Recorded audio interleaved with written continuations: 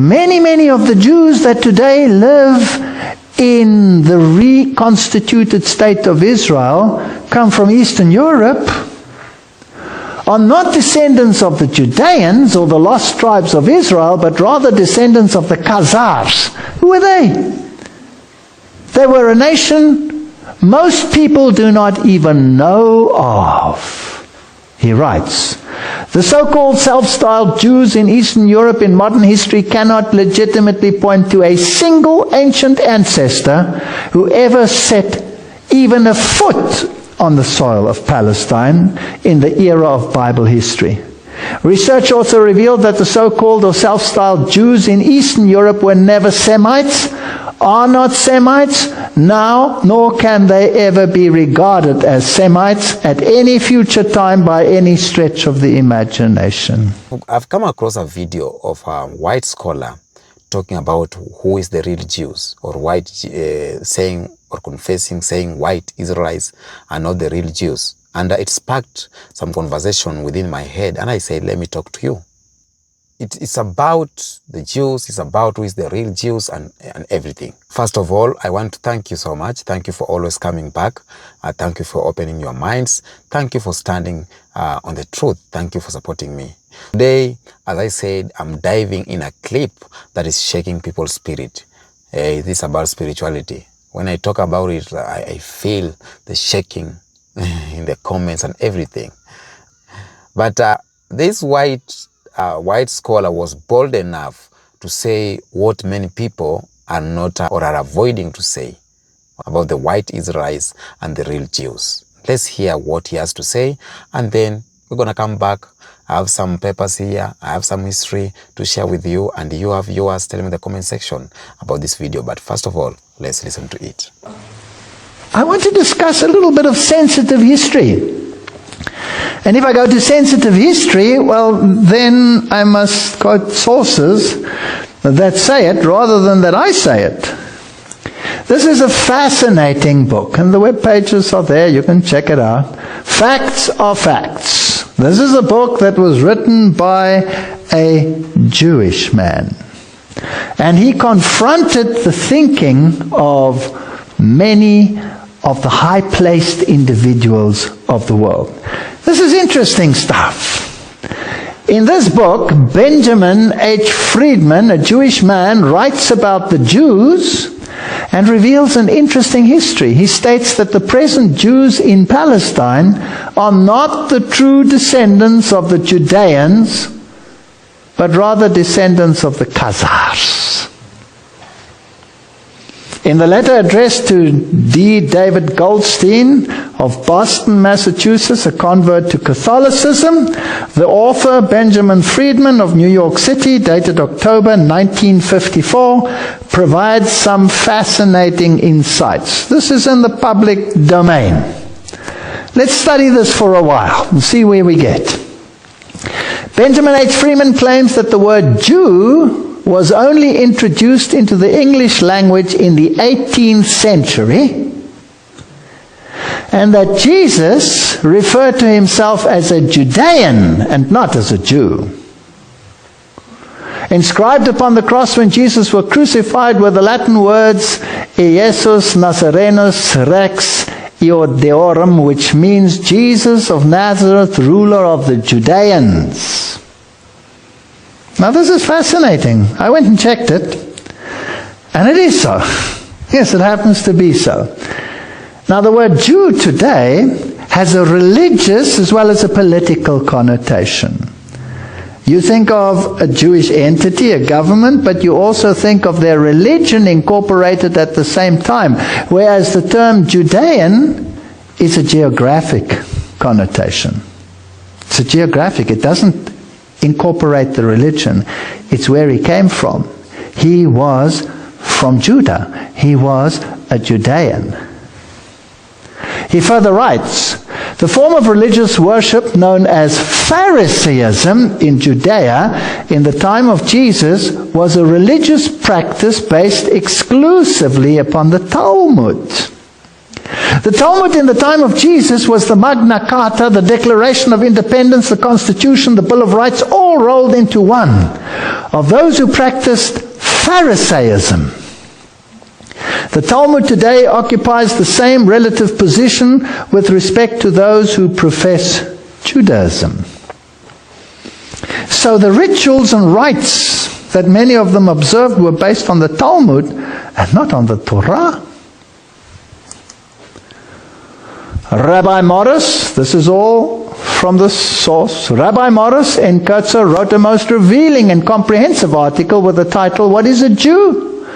which was published as a feature article in Look magazine in June 17, 1952 issue. In that article, Rabbi Morris Khazar evaluated the significance of the Talmud to Judaism today. In that illuminating treatise and that important subject, by the most qualified authority at the time, Rabbi Morris N. Khazar stated, "The Talmud consists of 63 books of legal, ethical, and historical writings of the ancient rabbis. It was edited 5 centuries after the birth of Jesus. It is a compendium of law and lore. It is the legal code which forms the basis of the Jewish religious law, and it is, note, the textbook used in the training of rabbis." So rabbis are trained according to the Talmud. And the Talmud has very little in common with the Bible.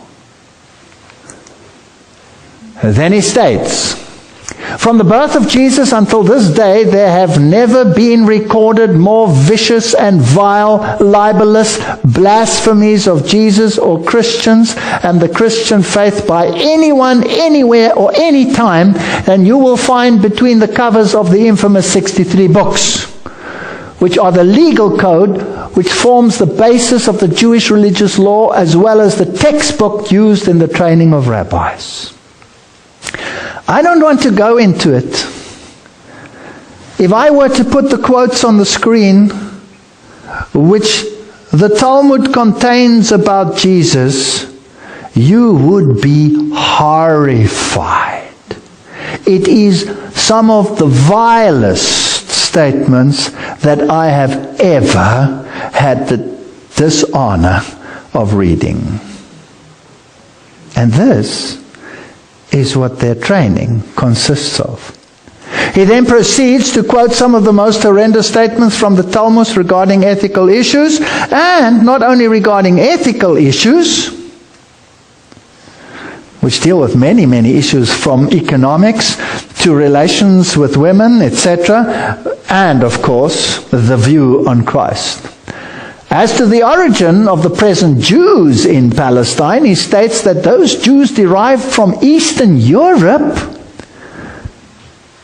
and many, many of the Jews that today live in the reconstituted state of Israel come from Eastern Europe, are not descendants of the Judeans or the lost tribes of Israel, but rather descendants of the Khazars. Who were they? They were a nation most people do not even know of. He writes, "The so-called self-styled Jews in Eastern Europe in modern history cannot legitimately point to a single ancient ancestor who ever set even a foot on the soil of Palestine in the era of Bible history. Research also revealed that the so-called or self-styled Jews in Eastern Europe were never Semites, are not Semites now, nor can they ever be regarded as Semites at any future time by any stretch of the imagination. What secret, mysterious power has been able for countless generations to keep the origin and the history of the Khazars and the Khazar kingdom out of the history textbooks? Did you ever learn about it at school? I never learned about it. And out of classroom courses in history throughout the world, the origin and the history of Khazars and the Khazar kingdom are certainly incontestable historical facts.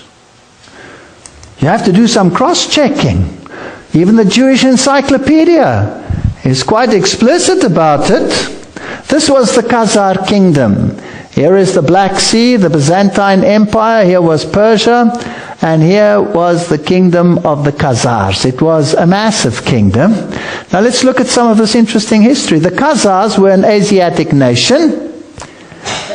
And the Jewish encyclopedia states Persian origin that converted to Talmudic Judaism.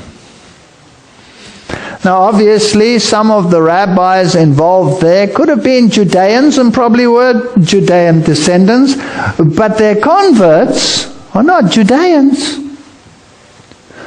And that had conquered a vast area of Eastern Europe, which was in turn later conquered by the Russians in the 10th and 13th century. So that is why there are so many Russian Jews. Have you ever thought where they came from? Did they escape from Palestine? Were they the lost 10 tribes? Did they emigrate to Russia? No. This is a totally different nation that accepted Talmudic Judaism. He writes, after a historic session with representatives of the three monotheistic religions, King Bulan, 7th century, decided against Christian and Islam, because Islam had just arisen, and selected as the future state religion the religious worship then known as Talmudism, and not known and practiced as Judaism, which was totally different, which was based on the Bible. They adopted the Hebrew alphabet, and the Khazars adapted words to their requirements from the German, the Slavonic, and the Baltic languages. This language was known as Yiddish. And Yiddish used the Hebrew alphabetic characters, but not Hebrew. It's not Hebrew. It's Yiddish. I've always wondered, when I hear them speaking Yiddish, I understand quite a few words. Why? Because I'm German. They had many exchanges with universities and their students were trained. So here is another nation which had occupied this area, and they had adopted this religion and brought rabbis in and trained the people, but they were not Judean. Now let's jump to today. In accordance to this history, the religion of the modern state of Israel is based on Kabbalistic and Talmudic traditions and is far removed from the biblical worship of Yahweh. And if it is based on the Talmud, it is so anti-Jesus Christ that it belies understanding. And here we have, in March 2006, while visiting Yeshiva University at Brooklyn, New York, a Jewish institute dedicated to the study of the what? Talmud. We have Cardinal Kasper. Who's Cardinal Kasper? Cardinal Kasper is the cardinal associated with ecumenism. They are honoring the Talmud together. You see, behind the scenes, there is a pact. Because I, as a Christian, can sympathize with every other religion, but I cannot embrace a religion that speaks evil of Jesus Christ. Nor can I have a union with such a religion. Because can two walk together lest they be agreed?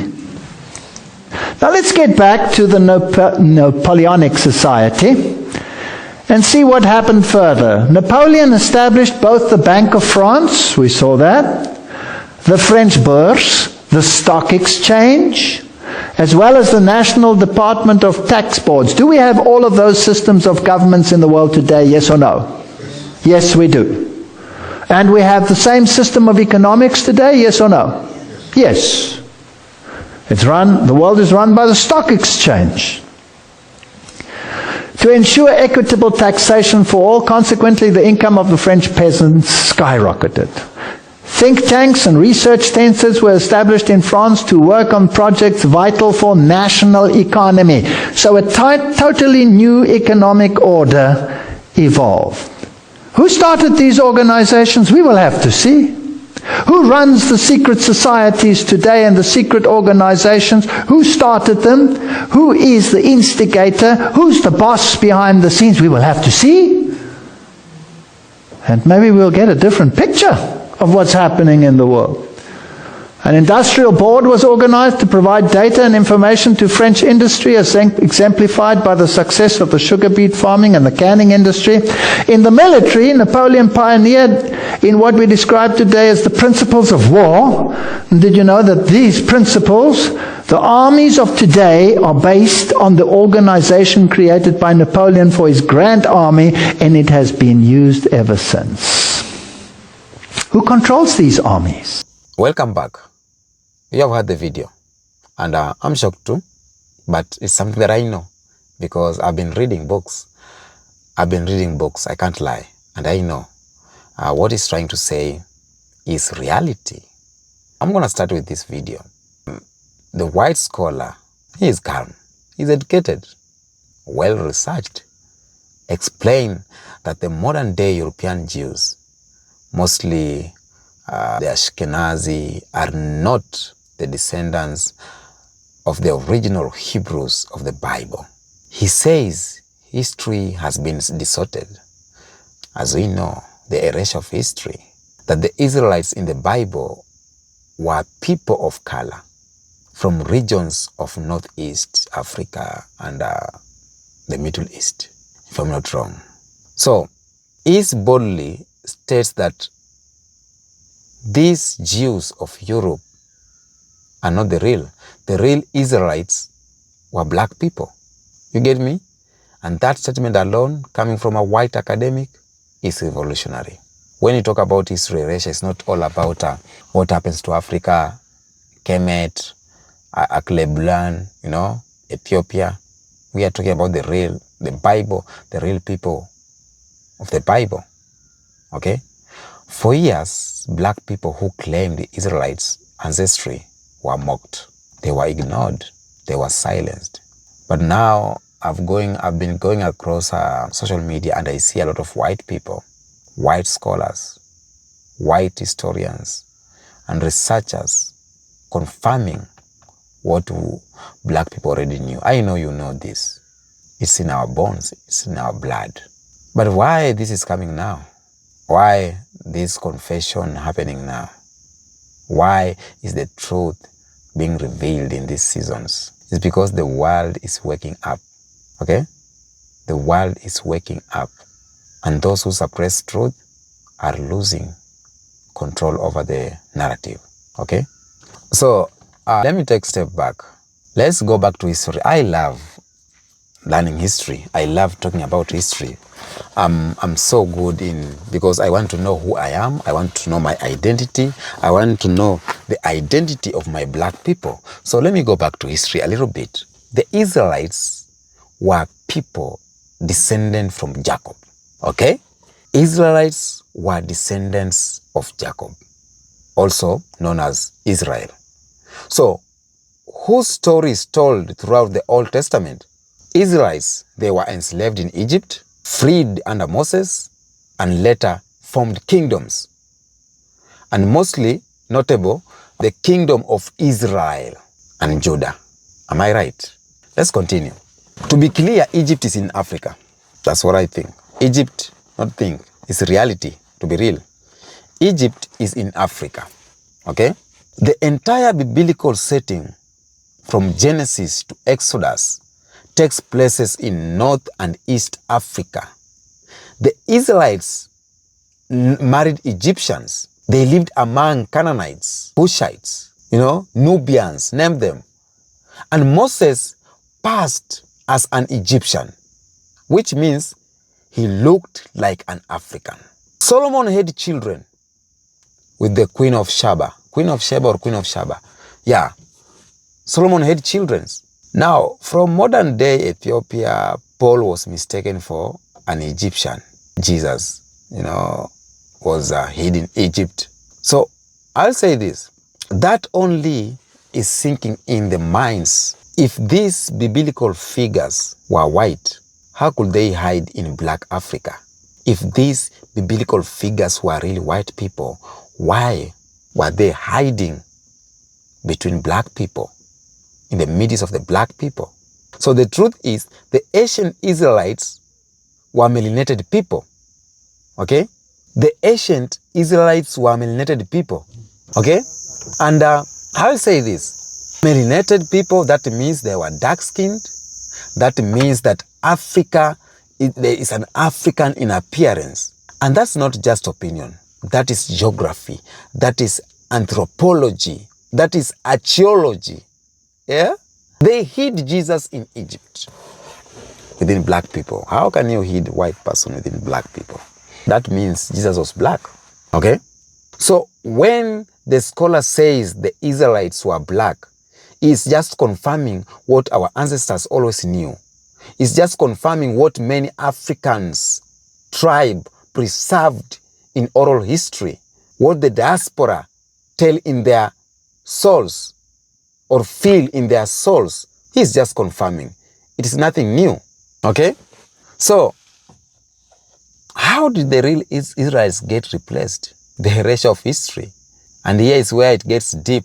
During the Roman what? During the Roman, conquest, many Jews were exiled. They were enslaved or filed persecution. Okay? Large groups of Israelites fled into Africa. Here is where it gets deep.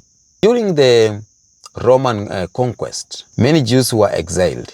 Some were enslaved or even fled persecution. And large groups of Israelites fled into Africa, and where they were absorbed into local population, and they continued their traditional language and practices. Some of these groups became the Igbo of Nigeria. Some of them became the Lembe of Zimbabwe, and some of them became the Beta Israel of Ethiopia, and others, they are in Mali, Ghana, and Congo too. But centuries later, during the Khazar Empire, a massive conversation happened in Eastern Europe. There's these people called Turkic. The Turkic people adopted Judaism for political reasons, and this became the Ashkenazi Jews, most of whom migrated to Europe. They were not Israelites by blood, but by conversion, or conversion, conversion, not conversation. When we look at who hold the title Jew or the identity Jew today, many are descendants of these European converts. This does not mean that every Ashkenazi Jew is fake, but it does mean that race and ancestry were erased and black identity was pushed out of the biblical narrative. The white scholar in the clip finally acknowledging this, and I love that because it's good when you talk about this. Now, I want to talk about something here. Colonizers and missionaries told black people that our ancestors were pagans, and they told us we had no history, that our greatness began with slavery or colonization. But they never told us that we were already part of the biblical story, that the people of God may have looked like us, that the original Israelites were our ancestors. And this lie allowed colonizers to strip off our dignity as black people. They rob us of purpose and claim spiritual superiority. They used their version of the Bible to enslave us while hiding the truth that we were the very people the Bible spoke about. When you erase people's connection to divinity, to prophecy, to chosenness, you disconnect them from power. And that happened to black people. But now the power is returning. The truth is, when the truth is coming back, then the power is coming back. And this scares those who build their identity out of lies, because a lot of people build their identity out of lies. A lot of empires was built out of lies. A lot of history was built out of lies, out of the back of the black people. And The truth always finds a way out. We are in the age of divine awakening. Young black people, as I say always, young black people are asking questions. Scholars from Africa and the diaspora are researching deeper than ever before. I've gone live with this one guy, and he has points. He is going deep and deeper, because a lot of black Americans diaspora right now, they are researching, and the lies are no longer working. Social media is spreading truth faster than censorship can even stop it. And most importantly, black people are no longer waiting for validation. We are reclaiming our history. We are reclaiming our spirituality and our place in the global narrative. And this confession is important not because we need white approval, but because it exposed the level of distortion the world has been living under. It confirms that we were never lost. We were just hidden for a time. Africa is not just a continent of resources. It's a continent of roots. And that's why they always say black people are the first people in the face of the earth. Africa is not just a continent. It's a place of spiritual and historical and biblical roots. The Nile Valley civilization, the Semitic tribes of the Horn, the Hebrews, speaking communities of West Africa, all point to one truth. Africa was never outside of the story. Africa is the story. And we see signs in Ghana, Nigeria, Ethiopia, in Kenya and beyond, okay? We see signs of ancient traditions that align with the Hebrews faith. So when white scholars say the real fearless, or this fearless thing that Israelites were black, they are just pointing to us, okay? They are pointing to the descendants of the transatlantic slave trade. They are pointing to the Africans scattered across the Americas. They are pointing to you. You as a black person, you as a black American. They are pointing to you, Kenyan, Ghanaian, and Nigerian, okay? So the confess from the white scholar is not just information. It is confirmation of the rise that is happening in our time right now. The rise of identity, the rise of knowledge, the rise of spiritual restoration. And we are not begging any longer to be accepted. We are standing on what we know. We are not chasing inclusion. We are building our own truth, our own power, our own future. And whenever the revelation comes out, it will shake the world, okay? And it's already doing that. And as more white voices begin to admit the truth, remember that black people, he knew it first. We knew it before.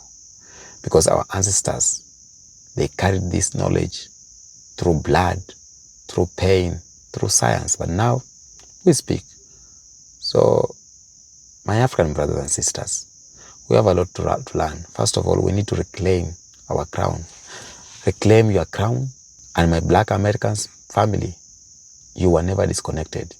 You were just displaced, but not erased. We are here together. So to my entire African diaspora, it is time. The world is watching, the lies are crumbling, and the truth is marching forward. And you are in front, okay? Thank you so much for watching this video. Thank you for standing strong, and thank you for being part of the movement. I love you, and keep rising. Until next episode, peace out.